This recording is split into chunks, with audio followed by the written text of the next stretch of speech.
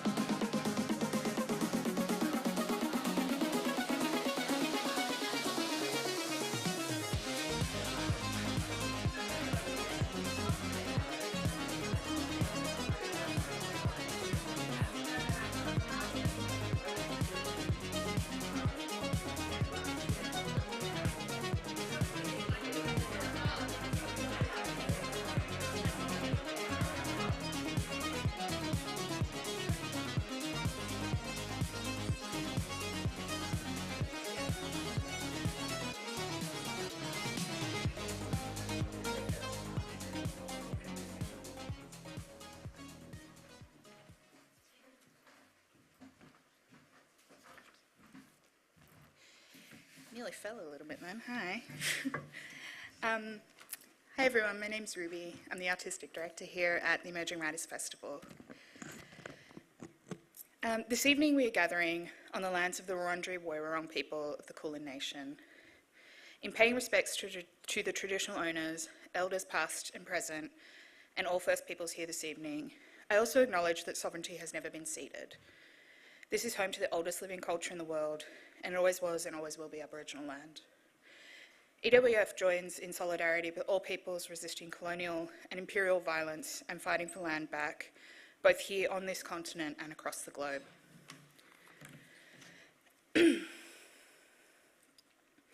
Art, the expression and enjoyment of it is connection and communication. It's also a human right.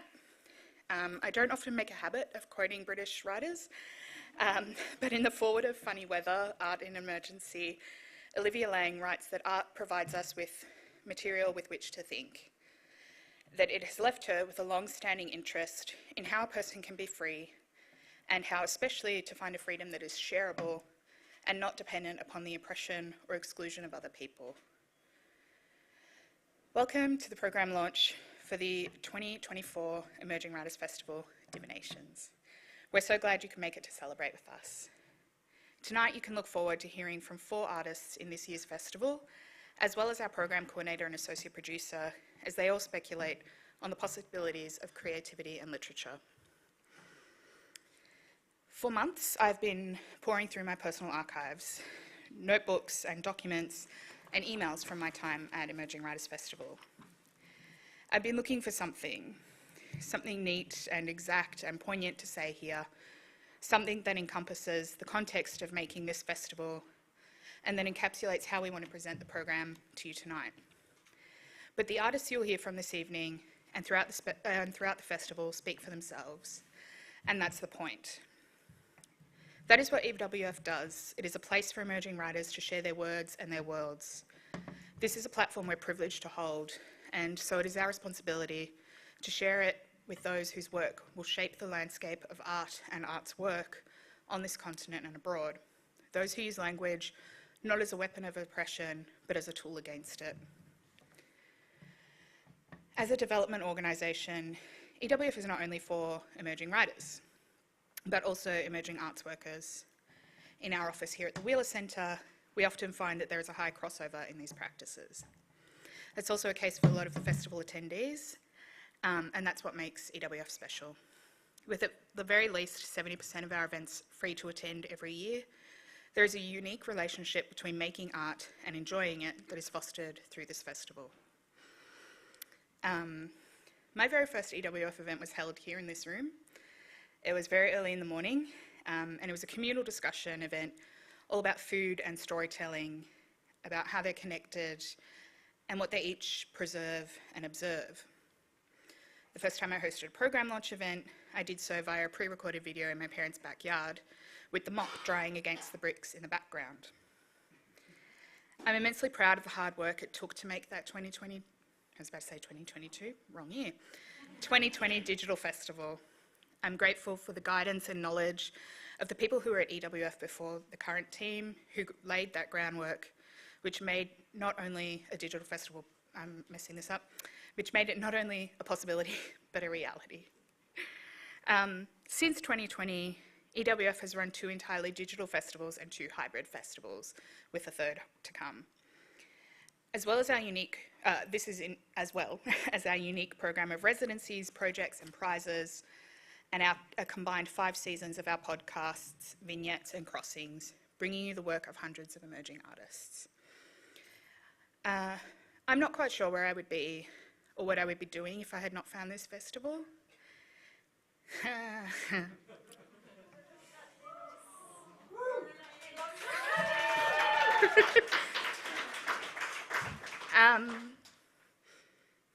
Sorry. Wow, was not expecting this to happen. This festival has educated me time and again on craft and practice, on writing and working, and I know that there are many people who feel similarly. You might be able to guess that I've seen out my time as artistic director here, Sorry, I'm going to take a second. This might just keep happening. I wanted to write a list of all the artists and arts workers that I've learned from and been supported by and uplifted and challenged and bettered by over these years, but we have limited time tonight, and I did try to count, and there's several hundred of you. So I would like to say thank you for trusting me with this festival. Far out.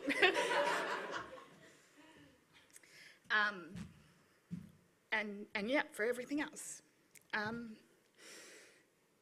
We do still have the festival to go, and tonight, so you're not rid of me like just yet. But that does lead me to the cards you received on your way in. Because the good thing, like these are happy tears, but also the good thing about me leaving is that everyone just has to indulge me. So I actually have a card here, and there's only one other one in the room. And so if you have the pair to this card, and I'll show you in a second, and you probably can't see it anyway. If you have the other Joker card, then you have won a double pass to our closing night event banquet, and you can come and see us afterwards at the back of the room. Banquet is a very special event, very close to our hearts here in the festival. It'll draw from many of the my God. I've done this 5 times now. And this is by far the most I have messed up my words. Banquet will draw from the many and varied traditions of sharing food and stories across the world and through history. It'll be a communal feast where artists and audiences will gather, ushering in the new growth of spring and hopes for the future. You may have noticed we didn't have a festival in June. That's because this year's festival is a departure. It's one of reflections and returns as well. The thematic connection between this year's closing night event banquet and that first event that I ran in 2018 is a parallel that I only really drew when I was trying to write this speech, but I thought it was really fitting and quite beautiful to end with my time at EWF with banquet.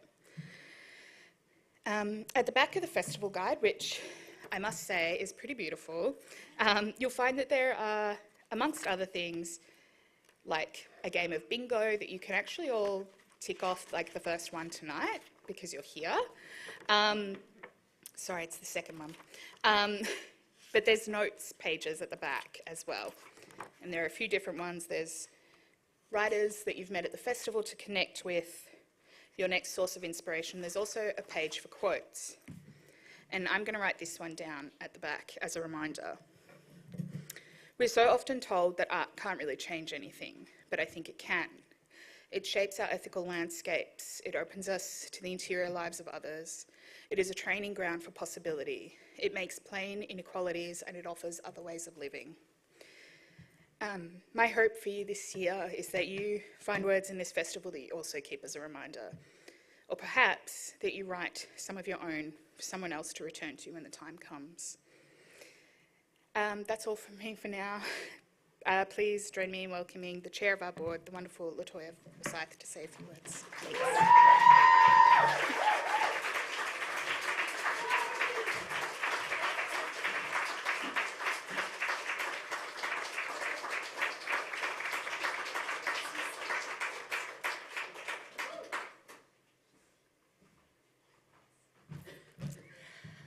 Hi, everyone. My name is Latoya Forsyth, and I am very proud to be the chair of the Emerging Writers Festival Board. Ruby, fair warning, you might need a tissue. I've volunteered for the EWF board since 2017, and my heart soars every single time I see and hear and feel the power and the passion of the EWF community. Every single role exemplifies the beautiful and vital work that EWF does to serve our community, from volunteer front of house through to co-CEO.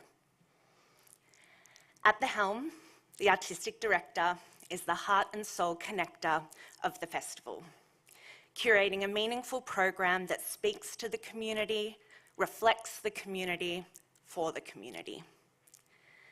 And Ruby Rose Privet Marsh is that heart and soul connector. We're very sad that this is Ruby's last festival with us at EWF as her contract is coming to an end, but we are so, so very grateful. I had the pleasure of being on the recruitment panel when Ruby came to us, and while Ruby was resoundingly humble and a little bit nervous, one thing was abundantly clear. Ruby cared so deeply for EWF, for the writing and the artistic community, and how she could actively and artfully and meaningfully serve these communities. Since then, I've witnessed Ruby mature and evolve as a leader and a programmer in wonderful and vital ways. The pandemic we shall not name got Ruby's tenure off to a wildly dramatic and challenging start. In the face of global devastation and disruption, Ruby curated and delivered one of the most meaningful festivals in EWF's 20-year history, creating much-needed and special moments of connection, inspiration, escape, distraction, and learning for people across all parts of the world. Fast forward to today, and Ruby's EWF legacy is equal parts bold and brilliant.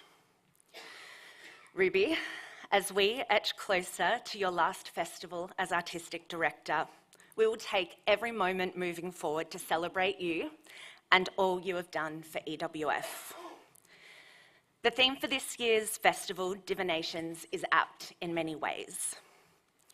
Oxford defines divination as the art of knowing that which cannot be known by empirical or rational means. And everyone who has had the pleasure of working with you, Ruby, knows this divinely, empirically, and rationally.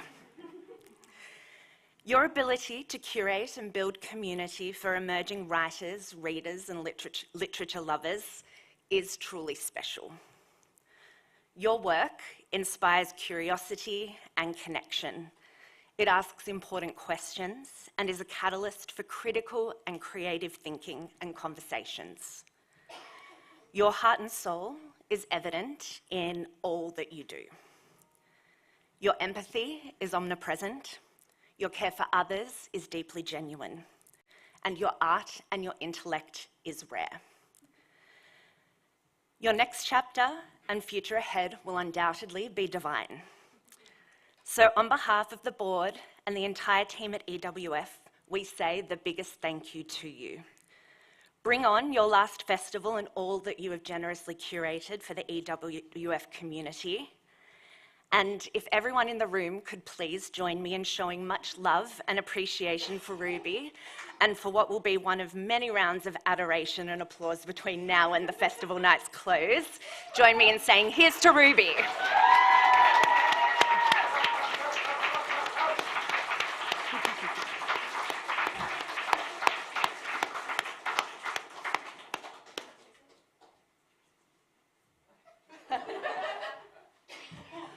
We'll now bring up the beautiful programming team.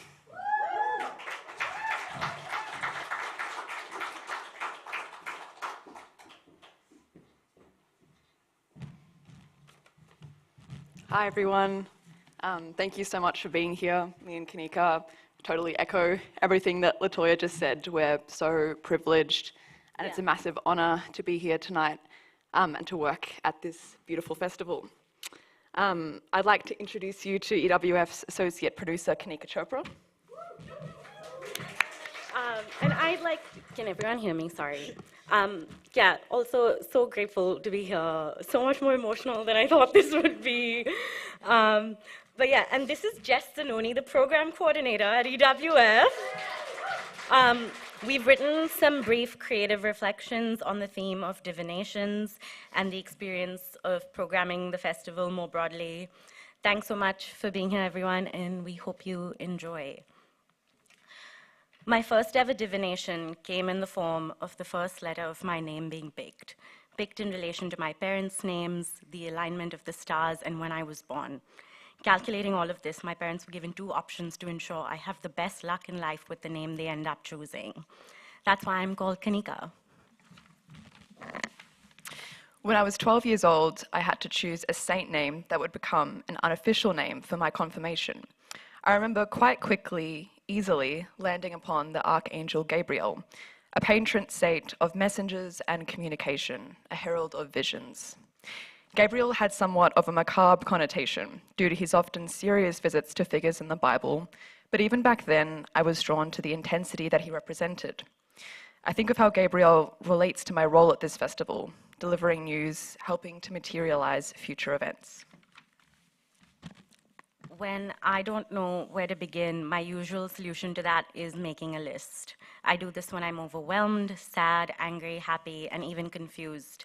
An orderly rambling, making morsels of dreams, reducing my anxious state into bite-sized tasks that usually seem innocuous. My lists are my go-to diviners. There's always one somewhere telling me what to do next, where to go from there, much like a tarot card. Strike-throughs on these lists show me the contours of my future, a manifestation, a ripple effect of the task being completed. Sometimes when I see a post online or one of my witchy friends tells me it's a powerful moon and great for manifesting, I make a list of all that I want out of life. In 2021, pitch to EWF was on a list. The task not cut in half, but I have the rejection email to prove I in fact did apply. I get into a rewarding habit this year of consulting my tarot more often, more casually. A few days after making a weighty decision in early autumn, I pull the King of Chalices, which in my deck is a regal-looking tortoise wearing a crown, leaning upon a cane, wise and pensive.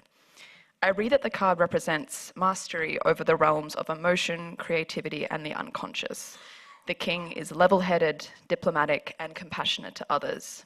Here is a card of dignity. I feel things rearrange internally towards gentle order. I slot him carefully into the gap in my mirror. To gaze upon him is to recenter. Another way I divine my life is through dreaming consciously. Usually I go on a walk with a playlist that'll serve as the perfect soundtrack to the scenario I'm playing out in my head. Me opening my email, my visa granted. Me moving out of home, overseas, to study writing. Me meeting the band I'm going to watch after their show out in the city, becoming fast friends. It goes on, from imagining I've already got a job that I never applied for, to fantasizing about getting the last slice of cake for free from my favorite baker. I've also dreamt of this year's festival a lot on these walks. Rooms full of people learning and sharing and growing, ideas being exchanged, projects coming to life, writer's block being defeated, and so much more. Books published by writers in this year's program appear on my desk. I notice writers grappling with, honouring, and trying to understand the past in order to move into the future, with deliberation, eyes wide open. An urgent need to contribute something necessary or meaningful for futures we'll not necessarily see, but that the earth and our kin will see. The total appears in all of us. As writers, dreaming is an integral part of divining our existence. We dream so we can write. Without dreaming, we can't imagine characters in odd situations that eventually takes on a life of its own. Without dreaming, the story you're working on wouldn't have gotten you to a writing festival where you're inspired to dream of the next thing. Without dreaming, we can't have a future where all people are truly liberated. I read Manisha Anjali's new poetry book, Nag Mountain, in one sitting after I hear her say at a writers' festival that this is how she imagines it to be read. I read Jordan Prosser's Big Time in Lorne, a town that both Prosser and I know well. Hasi Pirani's Rock Flight comes via post, a divine object that I carry around in my bag. I read Raiden Richardson's The Degenerates. On the front cover, Robbie Arnott says that the book reads as almost prophetic. I attend a book club discussing Catherine Braybon's Body Friend. They talk about the book evolving their understandings of chronic pain. I tear through Excitable Boy by Dominic Gordon, moved by this personal history that colours the streets that much of my own adolescence takes place in. I read Tissue by Madison Griffiths on one of the last warm days of autumn, winded by its depth and vitalness. This year, we've done a lot of dreaming in our office with whispered what ifs and it would be so cool if, or I'm just really excited by. In the last few weeks, I've made many lists, some frantic, some pensive, all about what's to come on this evening and in the month following. It's been a wonderful journey being a part of programming this festival that is focusing on demanding resistance and elevating community and how this relates to the spirit and the body. We asked some important but also fun questions this year, like, do you think I'm sexy? And what's your deal? EWF has been on a few lists of mine over the last couple of years, and it feels absolutely divine that I am here now and speaking to all of you. We return to start work for this festival this year with mourning and anguish radiating in our communities and across the world. In our team, there lies a palpable, serious sense of responsibility and purpose. Our program this year reflects an energy of togetherness, voices that demand and insist upon justice and freedom. It also attempts to bring moments of connection and fun. This festival brings learnings and research from the past. It brings in-progress searchings. It strives to imbue the future with a little more communion, listening, and sharing, and it would be nothing without its artists who are committed to doing just that. And we are also delighted to introduce Mackenzie Lee, who's going to be our next person who's up here. They are EWF's 2024 guest curator. They can't be here tonight, but they've pre-recorded themselves performing a creative piece. They've also curated our opening night and are also on the event Flight of the Bats. Thank you. Thank you. Darin dara the mangwa bachiwa, Nayana Mering, Namule, Gudamelijan, Waterman, Karajari Binyitba. Good evening, everyone. My name is Mackenzie, and my Latakia name is Mering. I am Latakia, Waterman, and Karajari.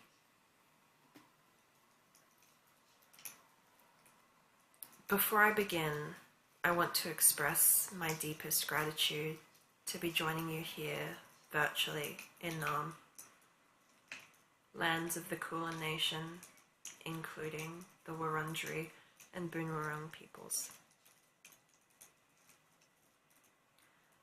I also want to acknowledge the people on whose lands I'm coming to you from, the Ngunnawal and Ngambri peoples of the land known as Canberra. To the elders of each land, past and present, I pay my greatest respects. It is through you that we exist, persevering and strong and so full of history. And to the elders emerging, you fill me with hope that not only will our culture remain alive and safe, but that we as its carriers can help each other shoulder that weight.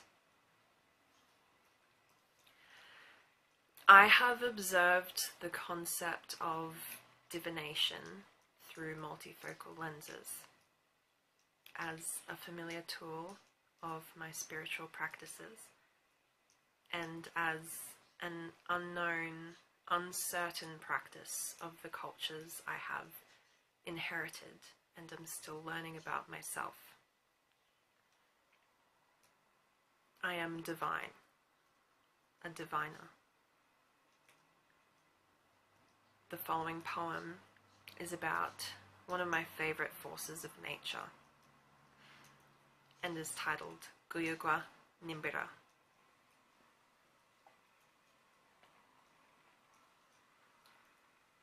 Smoke clears, fire becomes sunset, past burned away in future's wake. We sprout from charred land, cut down by knives of words of flame, spat, flickering hot tongue. Look how you kiss away old bruises, cover them with burns. Can't remember the ache beneath the sting of bubbled skin. We are seeds emerged from tight wound root, taste of soil already in our mouths, sharpened teeth from sand grit smiles. We have bloomed here before, fallen beneath blaze here before, and as it rages around our roots, we will always grow back. We who germinate through pain, whose birth a flame is felt in the nervous system beneath our feet, in the waters below the skies that have watched the match be lit. The wind will carry us, weightless to the same pull that drags clouds towards the horizon, a whisper of welcome on its lips. These lands will know us, have known us, when we sink into their skin, settled within the ribbed cage of the beating pulse of country,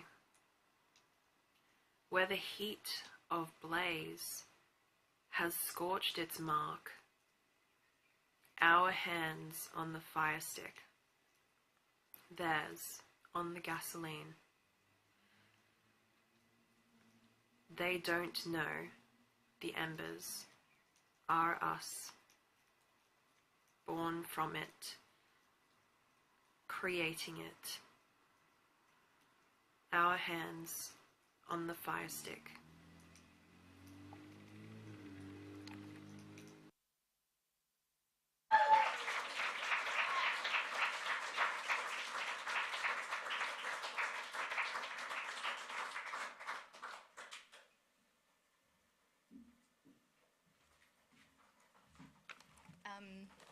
Just wanted to say a quick thank you to Mackenzie. We're really lucky to have Mackenzie have been our guest curator this year, and I know that it was already mentioned, but they'll be also at Flight of the Bats, which is a very special event.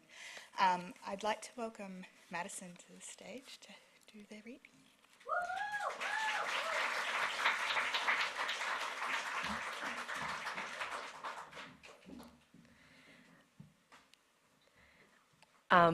I'd like to offer a bit of a content warning before I start. I've started just doing content warning my name, given the content of my work, but I'm not going to do that. The content warning is non-fatal overdose, so I'm going to allow a bit of time if anyone would like to not hear about that experience. But given that the word divination does mean the practice of seeking knowledge of the future or the unknown by supernatural means, I thought speaking a little bit about a near-death experience made sense. I turned 30 this year. It was as if I awoke on the morning of my 30th, and all of the women I once were shrugged before letting out a big, meaty sigh of relief. What to do with all of them? Which shelf to place them on? Which string to pull to watch them dance, I wonder. There are babies now, suckling life from the breasts of women whose hair I've held in my tiny hands as they once retched over toilet seats in suburban houses, the kind of homes that reek of imminent divorce. There are rings too, being placed on eager fingers in the warmer months.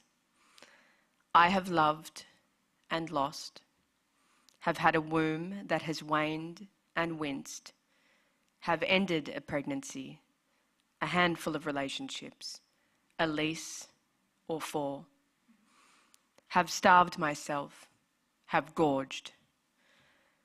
I have welcomed sobriety, and I have pretended too that that was a promise I never made, have paid fines, noticed dints in both my legs, my cheeks, and the exterior of my car, have nearly fallen asleep behind the wheel, have jolted awake, and have said goodbye to somebody who didn't,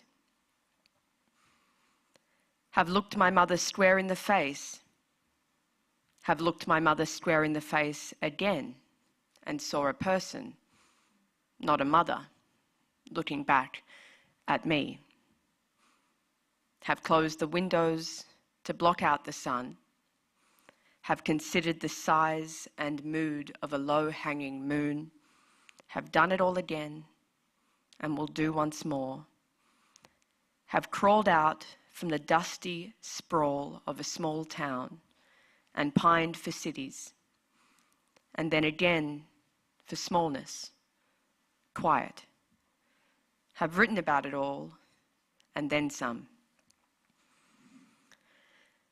It felt nice to be ushered into my 30s with not much else but this, as in my words and how I choose to string them together. This I will always have, for as long as I live. I don't think I ever consciously chose to be a writer.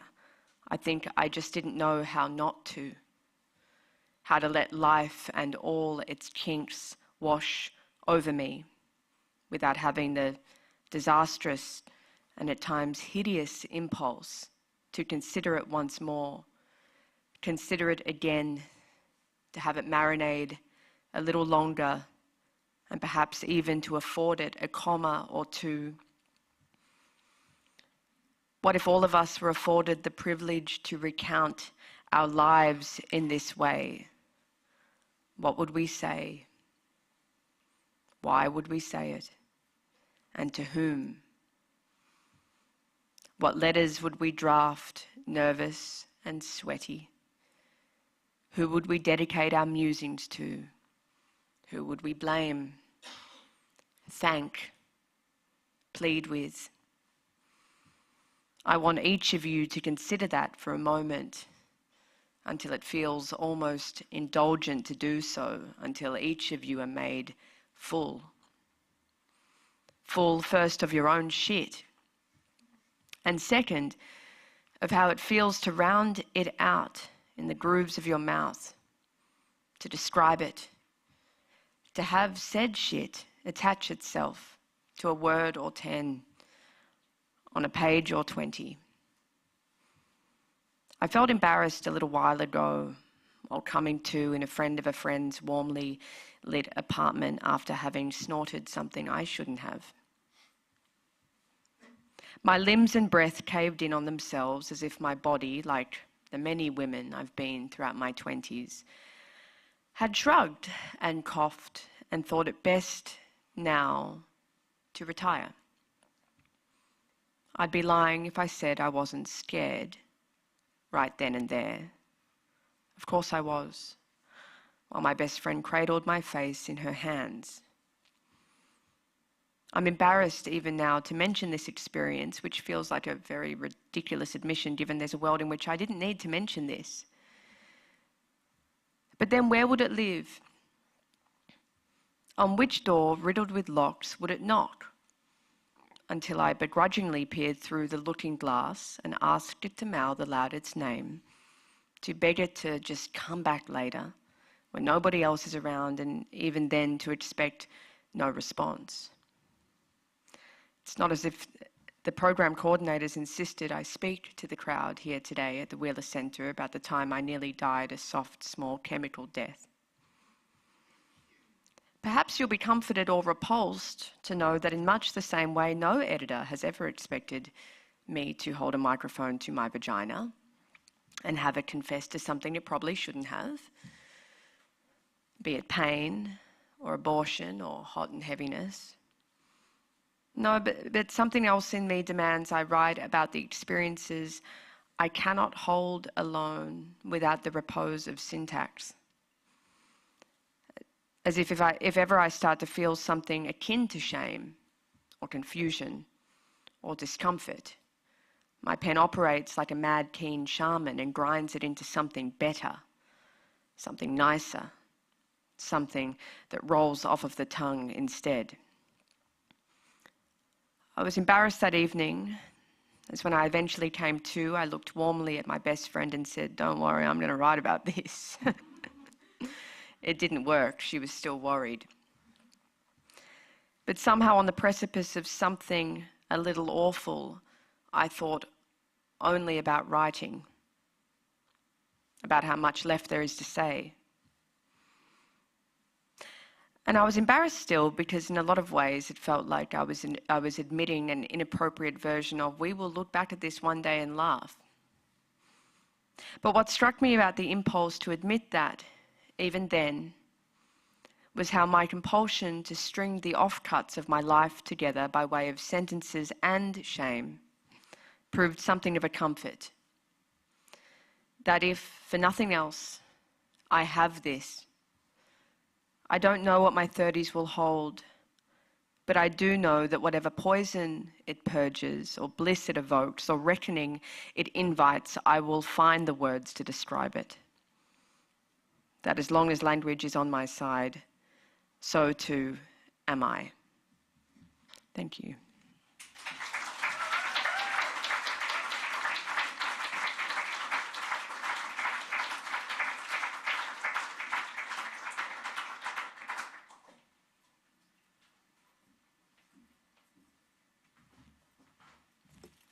Thank you so much, Madison. I've also just seen that the card is on the floor. No, that was me. That was my bad. I threw it there. So sorry. Thank you so much, Madison. You'll be able to hear more from Madison as our keynote speaker for one of our online masterclasses. We have quite a few digital offerings this year, including one masterclass that is on creative living. You'll be able to hear more then. Next up, we have the wonderful Adalya to do a reading.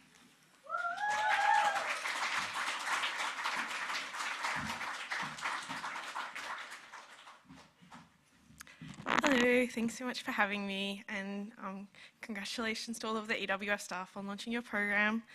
Okay, here we go. This is the piece that I wrote. It's called Observations on Dreams. I start writing my dreams down when I am asked to write this piece.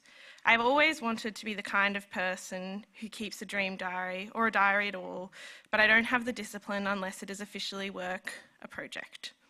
I would like to be the kind of person who records my dreams with a fountain pen in a cloth-bound notebook, but I just use my notes app, typos proliferating as my eyes threaten to flutter back to sleep. Dream of a big, huge wave. Dream of waiting in line for a long time. Dream of sleeping in until 5 p.m, feeling so lazy and ashamed. Dream interpretation can have a new age woo-woo vibe, but is enshrined in Islam as one of the 46 parts of prophecy, potent in the lives of Abraham, Joseph, and Muhammad, peace be upon them. Throughout the centuries, dream interpretation was popularized as a form of divine science. Today, the canonical text is generally agreed to be Ibn Sirin's Dictionary of Dreams. Dream of a spider slowly descending from the roof above our bed. I wake my partner next to me, but he doesn't really do anything. The spider lands on my nose. I try to gently brush it off, but I crush 2 of its legs and fail to move it. Its remaining limbs flex at the edge of my vision.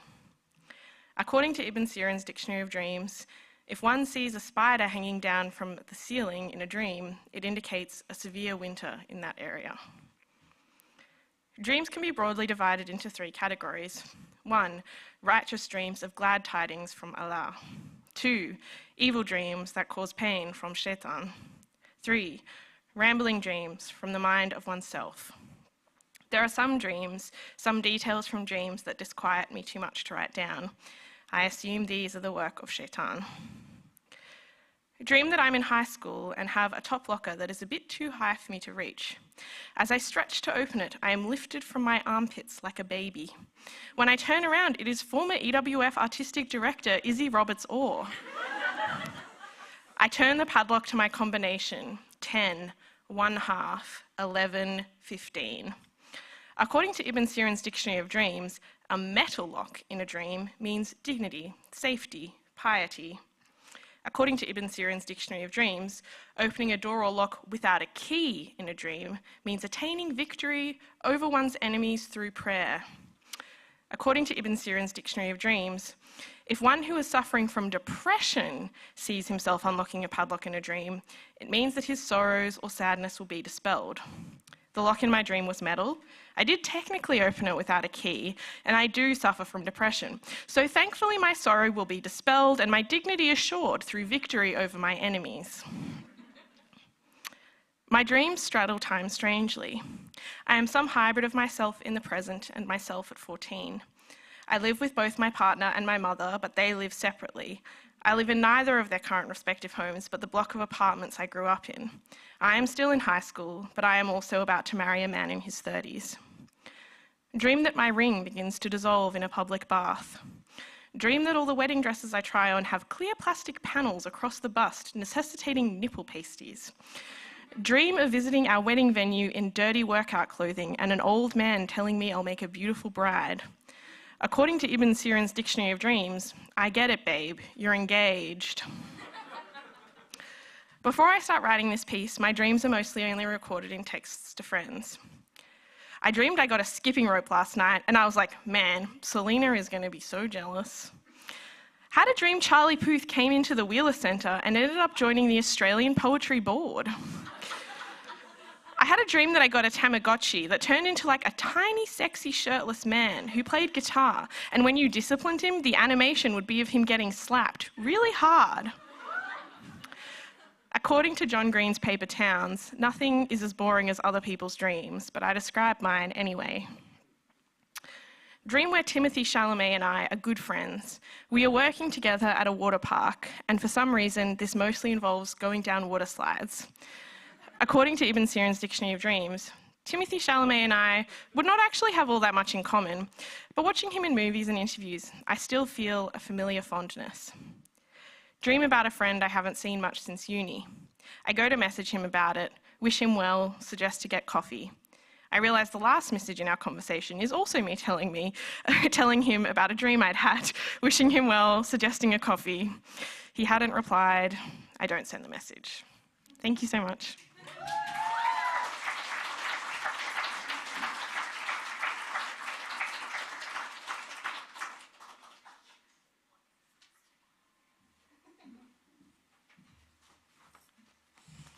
I love it. Thank you, Adalya. Adalya is going to be at Flight of the Bats, which we mentioned earlier, but I just want to give you a bit of info on what that is. It is happening down at Fairfield Amphitheatre, and it is unplugged, but it is an event of readings that will take place, and hopefully we'll see the bats fly. We can't control that, but yeah, I think it'll be really beautiful regardless. Finally, tonight we have a special performance piece from Xiaole. Please welcome to the stage.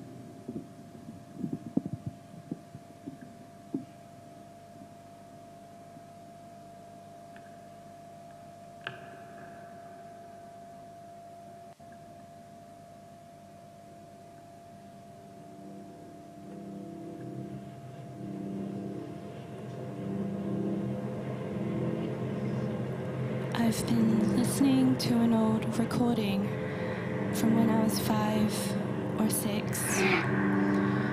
Mama is filming me while I read aloud from Snow White and the Seven Dwarfs. She narrates over the top in Mandarin.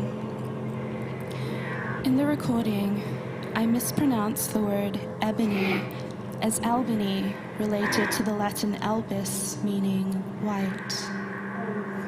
And here as black as Albany. I am reminded of years ago when Mama and I were talking in the kitchen. I wanted to ask if blood, xue, was sterile, but Mama misheard me and thought I was talking of xue, snow. I grew up unable to read or write Chinese characters. When, perhaps millennia ago, a childhood in retrospect takes on some element of the myth or perhaps the folk tale. Years ago, a long time ago, when my mother had back pain, she would call to me, 小乐，过来给我吸背, and I would burrow my knees beside the hill of her spine. Too much moisture in the body, Mama told me, when the suction cups on her back bruised in blue and purple circles, oozing with yellow pus along the rim of each cup.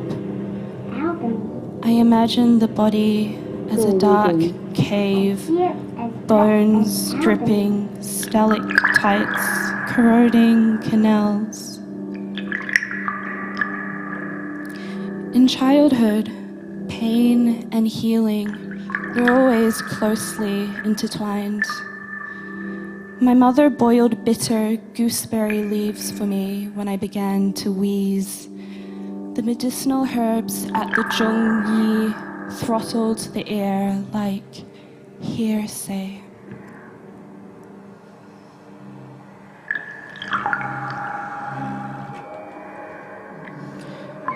There was too much moisture in the drenched suburban I grew up in.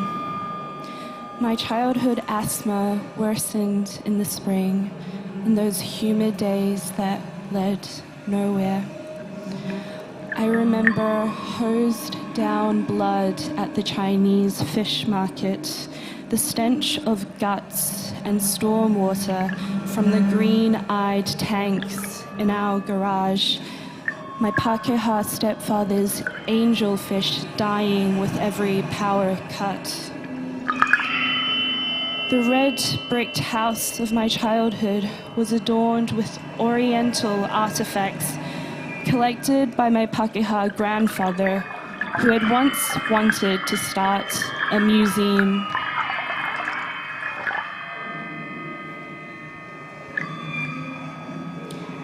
Too much moisture in your airways, the doctor tutted as I wheezed in and out like a dusty accordion. My mother frowned in the corner, suspicious of the Western drugs I had been prescribed. My inhaler gathered dust in a drawer in her room.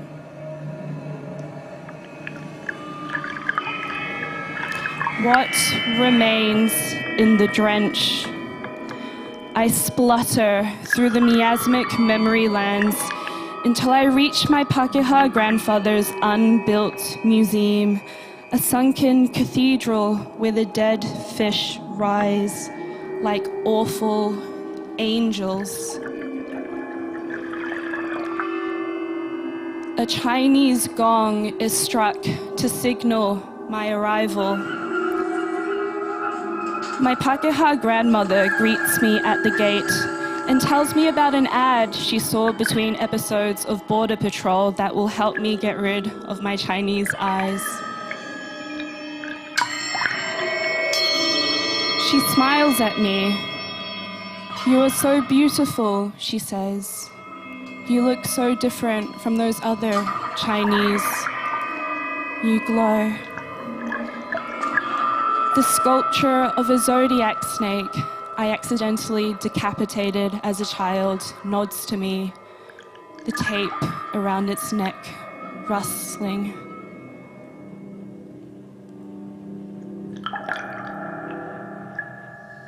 I held Mama's hand by my ear as we walked through the Chinese fish market, the hosed down blood seeping into my socks.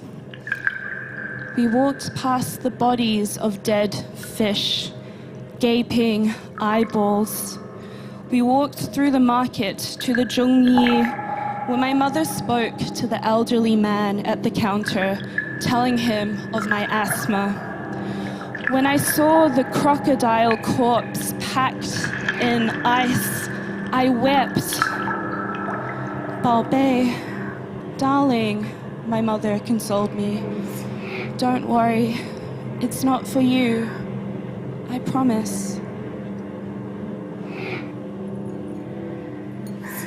And here as black as albany. 每天晚上，小乐都会跟妈妈做 reading。通常来说是小乐读一个英文的故事，妈妈读一个中文的故事，但有时候小乐也会读中文的诗歌。老师很喜欢小乐的 reading 和写作，说他做得很好呢。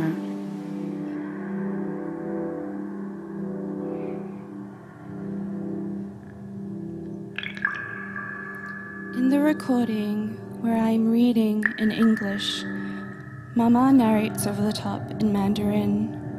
She says, every night, Mama and Xiaole read together. Usually, Xiaole reads an English story, and Mama reads a story in Chinese. The teachers at school say that Xiaole is doing very well in reading and writing.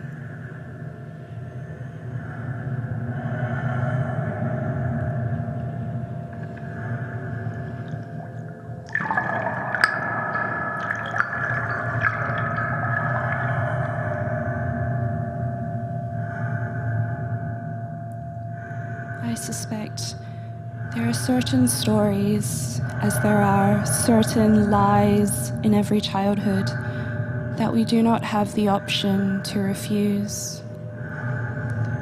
Perhaps we catch folk tales and myths as we do viruses, a cold or a flu that nestles into our blood cells. Or perhaps we inherit them like a family nose or a father's forehead.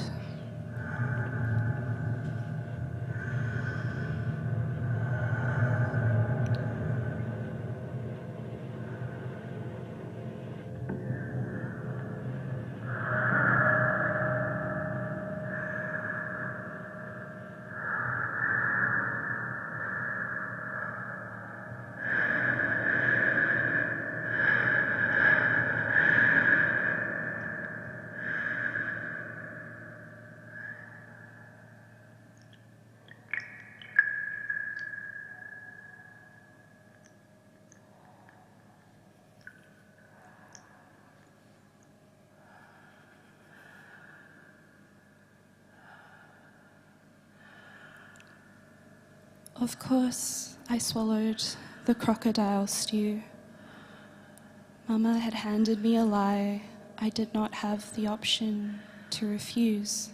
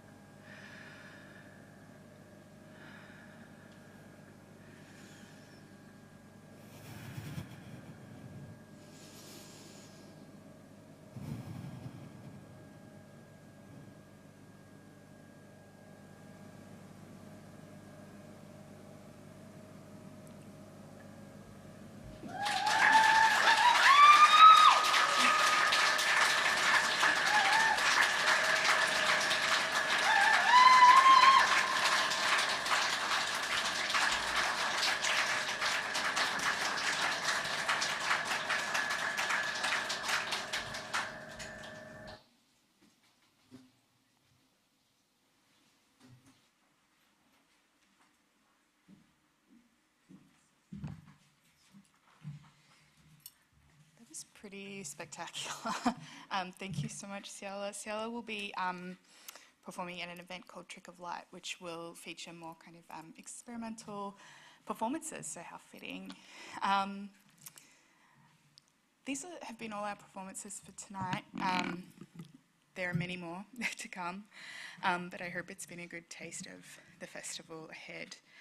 I do have a list of thank yous that I'd like to give, and I hope I won't cry this time. Thank you to our board and to everyone who's been part of our focus group sessions this year. We've taken a new approach to gathering feedback on our programming, and that's been really fruitful, and everyone's been really generous, and it's been a wonderful process. Thank you to our major partners, Creative Australia, Creative Victoria and City of Melbourne. Thank you, of course, to the Melbourne City of Literature Office and the Wheeler Centre for your support of our festival and for hosting us this evening. Thank you also to the Moat for the bar, which I think you'll still be able to access for a little while afterwards. Thank you to our principal publishing partner, Hachette, and to all of our programming partners, supporters and donors for investing in emerging storytellers. I didn't bring my copy of the program up here, but I will say it is beautiful. I want to point out that these are all paintings. All of the backgrounds on all of the different colours are paintings that have been turned into, these wonderful pieces. So thank you to Selena and Ashley, our designer and illustrator, painter, respectively, for bringing together this beautiful vision of cornucopia for us. I'd also like to thank our Auslan interpreters this evening, Nicole and Kang.